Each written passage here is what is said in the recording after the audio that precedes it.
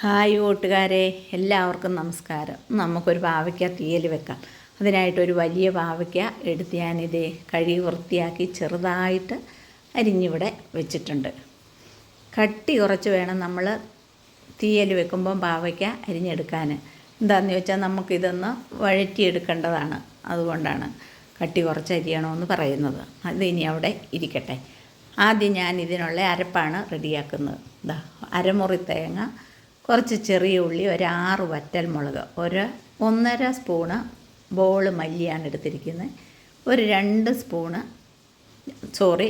തണ്ട് കറിവേപ്പിലയും. നമുക്കിനി ആ മുളകിൻ്റെ ഞെട്ടൊക്കെ ഒന്ന് പറിച്ച് കളഞ്ഞിട്ടിടാം. ഈ മുളകും മല്ലിയൊക്കെ കഴുകി ഉണങ്ങി വൃത്തിയാക്കി ഞാൻ വെച്ചിരുന്നാണ് ഞാനിവിടെ എടുത്തിരിക്കുന്നത്. ഒന്നും ഞാൻ ഇതിൽ പൊടി ചേർത്തല്ല വയ്ക്കുന്നത്, എല്ലാം ഇത് ഇങ്ങനെ തന്നെയാണ് ചെയ്യുന്നത്. മുളക് ഇങ്ങനെ മുറിച്ചിടുവാണെങ്കിൽ ആ തേങ്ങയ്ക്കൊപ്പം അത് മുരിഞ്ഞ് കിട്ടാൻ നല്ലതാണ്. അതുപോലെ ചെറിയ ഉള്ളി ചേർക്കുന്നതും കറിക്ക് സ്വാദ് കിട്ടും. നമുക്കിനി അത് ഒന്ന് വറുത്തെടുക്കാം. അതിനായിട്ട് ഞാനൊരു പാനെടുപ്പ് വെച്ച് 1 സ്പൂൺ എണ്ണ ഒഴിച്ചാൽ മതി. എന്താണെന്ന് വെച്ചാൽ ഈ തേങ്ങ വറക്കുമ്പോൾ ഈ പാത്രത്തിന് അടിയിൽ പിടിക്കാതിരിക്കാൻ വേണ്ടിയാണ് നമ്മളൊരു ശകലം എണ്ണ ഒഴിച്ചിരിക്കുന്നത്. ഇനി നമ്മുടെ തേങ്ങയും മുളകും ഉള്ളിയും എല്ലാം കൂടെ നമുക്ക് ഇട്ട് കൊടുക്കാം. നമ്മൾ തേങ്ങ വറക്കുമ്പോൾ പ്രത്യേകം ശ്രദ്ധിക്കേണ്ടത് ലോ ഫ്ലെയിമിൽ ഇട്ട് വേണം നമ്മൾ വറക്കാൻ, അല്ലെങ്കിൽ നമ്മുടെ തേങ്ങ കരിഞ്ഞു പോകും. കരിഞ്ഞു കഴിഞ്ഞാൽ പിന്നെ ആ കറിയുടെ സ്വാദ് കൊള്ളത്തില്ല. അതുകൊണ്ട് നമ്മളത് തേങ്ങ വറക്കുമ്പോൾ നമ്മൾ പ്രത്യേകം ശ്രദ്ധിക്കണം, കരിഞ്ഞു പോകാതെ. എന്നാൽ ഇത് തീയലായതുകൊണ്ട് നല്ല കളറ് വരുന്ന വരെ നമുക്കിത് മൂപ്പിച്ചെടുക്കുകയും ചെയ്യാം. മല്ലിയെല്ലാം ഇട്ട് നമ്മളിത് ലോ ഫ്ലെയിമിൽ വറുക്കുകയാണ്.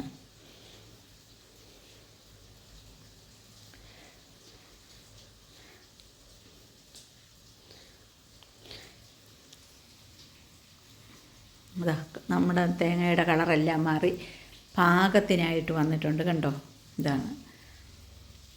ഈ കളറാകുമ്പോഴാണ് നമ്മൾ തേങ്ങ വറുത്ത് കോരിയെടുക്കേണ്ടത്. ഇനി അത് നമുക്കൊന്ന് അരച്ചെടുക്കാം. ഞാനിത് മിക്സിക്കകത്തല്ല അരകല്ലിലാണ് അരയ്ക്കുന്നത്. അതിനായിട്ട് ഞാൻ അരകല്ല് കഴുകി ഉണങ്ങി വൃത്തിയാക്കി ഇട്ടിട്ടുണ്ടായിരുന്നു. നമ്മൾ ഇത് അരപ്പരയ്ക്കുമ്പോൾ ഒട്ടും വെള്ളം ചേർക്കാതെ വേണം നമ്മൾ അരയ്ക്കാൻ. എന്താണെന്ന് വെച്ചാൽ വെള്ളം ചേർത്ത് അരച്ചാൽ അത് പുളിങ്കറിയായി പോകും. നമ്മൾ തീയൽ വെക്കുമ്പോഴെപ്പോഴും വെള്ളം ചേർക്കാതെ എണ്ണ തെളിയണം. നമ്മൾ അരച്ച് വരുമ്പം ആ തേങ്ങയുടെ എണ്ണ തെളിഞ്ഞു വരണം. എങ്കിൽ മാത്രമേ നമ്മൾ തീയൽ വെക്കുമ്പോൾ ആ കറിക്ക് സ്വാദുള്ളൂ. പണ്ടുള്ളവരൊക്കെ ആണെങ്കിൽ അങ്ങനെ എണ്ണ തെളിയാതെ അരച്ച് നമ്മൾ ഇത്തിരി വെള്ളമെങ്ങാനും ഒഴിച്ചിട്ടുണ്ടെങ്കിൽ നമ്മൾ വഴക്ക് പറയുമായിരുന്നു. അങ്ങനെയാണ്. പക്ഷേ ഇങ്ങനെ എണ്ണ തെളിച്ചരയ്ക്കുമ്പം കണ്ടോ തേങ്ങ അരഞ്ഞത് നല്ല എണ്ണ തെളിഞ്ഞ് തന്നെ ഇവിടെ വന്നിട്ടുണ്ട്. ഇതുപോലെ തന്നെ നമുക്ക് മൊത്തം തേങ്ങയും എല്ലാം കൂടെ നമുക്ക് അരച്ചെടുക്കാം. കുറച്ച് ബുദ്ധിമുട്ടാണ് ഇങ്ങനെ അരയ്ക്കുന്നത്, എങ്കിലും ഇങ്ങനെ നമുക്ക് അരച്ച് വാങ്ങിയെടുക്കാം. ഞാൻ ഒരു പാത്രം അടുപ്പ് വെച്ച് ഇതിലേക്ക് നമ്മൾക്ക് ഒരു 2 സ്പൂൺ എണ്ണയാണ് ഒഴിക്കുന്നത്. പാവയ്ക്ക വഴറ്റാനാണ് ഇത് ചെയ്യുന്നത്. ഇതിലേക്ക് നമുക്ക് അരിഞ്ഞു വെച്ചിരിക്കുന്ന പാവയ്ക്ക എണ്ണയൊന്ന് ചൂടായി കഴിഞ്ഞപ്പോഴത്തെ ഇട്ട് കൊടുക്കാം. ഇനി ഇതിലേക്ക് ഞാൻ ഒരു 4 പച്ചമുളക് ചെറുതായിട്ടൊന്ന് പൊട്ടിച്ചത്, ഒന്ന് മുറിച്ചതേ ഉള്ളൂ, അത് ഇട്ട് കൊടുക്കാം. ചെറിയ ഉള്ളി, ഒരു കുഞ്ഞ് ഡവറ നിറച്ച് ചെറിയ ഉള്ളി ചേർക്കുന്നത് നല്ല സ്വാദ് കിട്ടും ഈ കറിക്ക്. 2 തണ്ട് കറിവേപ്പില. ഇനി ഇത് നമുക്ക് ഹൈ ഫ്ലെയിമിൽ തന്നെ വെച്ച് വഴറ്റാം. കാരണം പാവയ്ക്കയല്ലേ, കരിഞ്ഞു പോകത്തില്ല. അതുകൊണ്ട് തന്നെ ഈ ഉള്ളിയും പാവയ്ക്കായും ഒക്കെ നന്നായിട്ടൊന്ന് വെന്ത് വരണം. പാവയ്ക്ക ഒന്ന് മൊരിഞ്ഞ് വരുന്ന പാകത്തിനാകുമ്പോഴാണ് നമ്മൾ ഇത് വാങ്ങേണ്ടത്. എന്നാൽ മൊത്തം മൊരിഞ്ഞ് വരണ്ട, ഒരുവിധം ഒന്ന് മൊരിഞ്ഞ് വരണം പാവയ്ക്ക. ഇതിലേക്ക് പാവയ്ക്കായ്ക്ക് ആവശ്യത്തിനുള്ള ഉപ്പ് നമുക്കിട്ട് കൊടുക്കാം. ഉപ്പിൽ കൂടെ ചേർന്ന് പാവയ്ക്ക വെന്തെങ്കിലാണ് കറിക്ക് സ്വാദ് വരുള്ളൂ. അതുകൊണ്ട് നമ്മൾ ഉപ്പ് ചേർത്തിട്ട് നമുക്കിനി ഇത് ഇളക്കി നമുക്കിത് പാകത്തിന് വഴറ്റിയെടുക്കാം.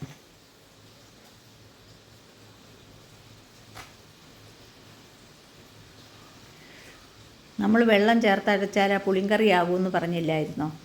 അപ്പം നമ്മൾ വെള്ളം ചേർക്കാതെ ഇങ്ങനെ അരച്ചെടുക്കുന്ന കറിക്കുള്ള സാധനം ഒരിക്കലും നമ്മൾ വെള്ളം ചേർത്താൽ ആ കറിക്ക് കിട്ടിയേല. കണ്ടോ, ഇതാ ഇപ്പം നമ്മുടെ പാവയ്ക്കൊക്കെ ഒന്ന് കളറ് മാറി വന്നിട്ടുണ്ട്, വെന്തിട്ടുണ്ട്. പാവയ്ക്കായും ഉള്ളിയും വെന്തിട്ടുണ്ട്. ഇനി നമുക്ക് ഒരു ശകലം, ഒരു 1/4 സ്പൂണ് മഞ്ഞൾപ്പൊടി ഇതിലേക്ക് ഇട്ട് കൊടുക്കാം. മഞ്ഞൾപ്പൊടി ഞാൻ ഇട്ടില്ലായിരുന്നു. ഞാൻ മഞ്ഞൾപ്പൊടിയും കൂടെ ഇട്ട് കൊടുത്തിട്ട് നമുക്കൊന്ന് വഴറ്റിയെടുക്കാം.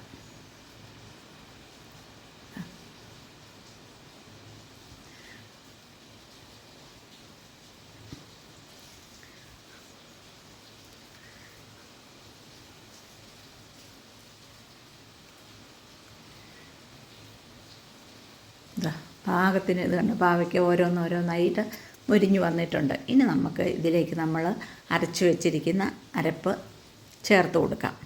കണ്ടോ, ഞാൻ കല്ലിൽ വെള്ളം ചേർക്കാതെ അരച്ച അരപ്പിൻ്റെ കളർ കണ്ടോ, നല്ല കറുപ്പ് കളറല്ലേ നോക്കി.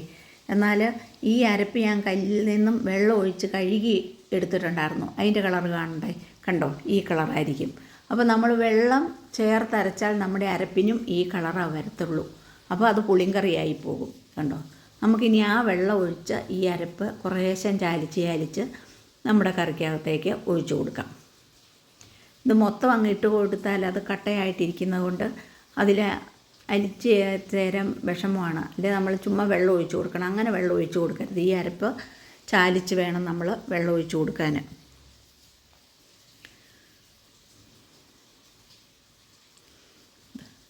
മൊത്തം അരപ്പ് നമുക്ക് ഇട്ട് കൊടുക്കാം.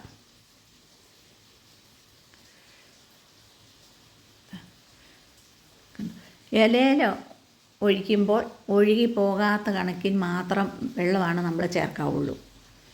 അതാണ് തീയലിൻ്റെ പാകം. ദേ ഒരു നെല്ലിക്ക വലിപ്പത്തിലുള്ള പുളി ഞാനിവിടെ പിഴിഞ്ഞ് വെച്ചിട്ടുണ്ടായിരുന്നു. ആ പുളിയിൽ നിന്നും പാകത്തിനുള്ളത് നമുക്ക് ഒഴിച്ചു കൊടുക്കാം. പോരായ്മയുണ്ടെങ്കിൽ നമുക്ക് വീണ്ടും ഒഴിച്ചു കൊടുക്കാവുന്നതാണ്. അതുകൊണ്ട് പാകത്തിനുള്ള പുളി ഞാൻ ഒഴിച്ചു കൊടുത്തിട്ടുണ്ട്. കണ്ടോ, ഇപ്പം കണ്ടോ കറിയുടെ കളറ് കണ്ടോ, നല്ല കറുപ്പ് കളറല്ലേ നോക്ക്. ഇതാണ് തീയലിൻ്റെ കളറ് വരേണ്ടത്. നമ്മൾ അരപ്പ് ചേർത്താൽ ഒഴിച്ചിരുന്നെങ്കിൽ ഈ കറിക്ക് ഈ കളർ ഒരിക്കലും വരികയില്ല. ഇതൊരു ബ്രൗൺ കളറായി പോയേനെ. അങ്ങനെയല്ല നമ്മൾ തീയൽ വയ്ക്കേണ്ടത്. ഇതാ നല്ല എണ്ണയൊക്കെ തെളിഞ്ഞ് പാകത്തിന് വെള്ളമായി പുളി ഉപ്പും ഒക്കെ പാകത്തിനായിട്ടുണ്ട്. ഇനി ഇതൊന്ന് തിളയ്ക്കട്ടെ. 1 മിനിറ്റ് ഒന്നിരുന്നാൽ മതി. ഇതാ തിളച്ച് കഴിഞ്ഞ് നമ്മുടെ കറി ഇവിടെ റെഡി ആയിട്ടുണ്ട്. നല്ല സുന്ദരമായ അടിപൊളി പാവയ്ക്ക തീയൽ ഇത് റെഡിയായി കഴിഞ്ഞു. നിങ്ങളെല്ലാവരും ഈ വീഡിയോ കണ്ടിട്ട് ലൈക്ക് ചെയ്യാനും ഷെയർ ചെയ്യാനും കമൻറ്റ് ചെയ്യാനും മറക്കരുത്. പുതുതായി കാണുന്നവർ സബ്സ്ക്രൈബ് ചെയ്യാനും മറക്കരുത്. Thank you.